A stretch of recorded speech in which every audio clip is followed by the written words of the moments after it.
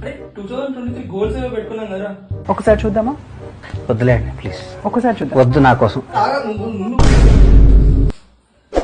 Wake up 6 AM చెప్తా. 6 AM అంటే 6 to ఎంత 12 AM అయిపోయి 6 to 12 AM రాసి అయిపోయింది. Only with standard books.